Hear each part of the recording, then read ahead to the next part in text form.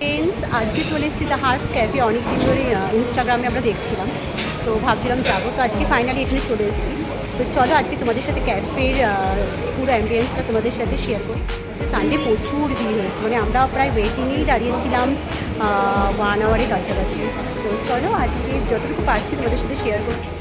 চলো, কালকে অনেকেই জিজ্ঞেস করেছিলে যে লোকেশনটা কী, তো আজকে চলে এসেছি দ্য হার্বস ক্যাফে। লোকেশনটা হচ্ছে হরিবাড়ি রোড। আর যারা নিউ টাউন থেকে আসবে তাদের প্রায় 30 মিনিটসের মতন লাগবে। আর আমরা মধ্যমগ্রাম থেকে গেছিলাম, আমাদেরও গুগল ম্যাপে ধরে গেছি, ওখানেও 30 মিনিটসের মধ্যে লেগেছে। যারা লোকালয়ে ক্যাফেতে বোর হয়ে গেছো তাদের বলবো অবশ্যই লোকালয়ের বাইরে এরকম একটা সুন্দর জায়গা আসতেই পারো, যেখানে তোমরা প্রকৃতিও পাবে। আর দিঘির মাঝখানে, আমি দিঘি না ঝিল এটা ঠিক কনফিউজ, তার মাঝে অবস্থিত ক্যাফেটা। আর ক্যাফেটার ভেতরে অ্যাম্বিয়েন্সটা তো সত্যি মানে চোখ ধাঁধানো, এত সুন্দর করে ক্যাফেটাকে সাজানো হয়েছে। ক্যাফেটা সিটিং অ্যারেঞ্জমেন্ট তোমাদের একটু দেখিয়ে দিই। সেটা হচ্ছে, আমি যেখানে বসে আছি সেই জায়গাটা হচ্ছে ঝিলের মাঝখানেই সিটিংয়ের এরকম অ্যারেঞ্জমেন্ট করা হয়েছে, যেখানে তোমরা যে খাবার অর্ডার করলে খাবার ডেলিভারি করে যাচ্ছে।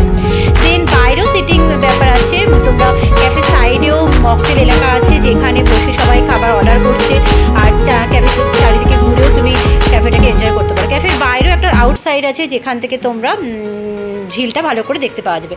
আমরা গেছিলাম রাতে, তাই অনেকটা লেট হয়ে যায়, তো সেই জন্য আমরা ঝিলের বাইরেটা অত ভালো করে ক্যাপচার করতে পারিনি।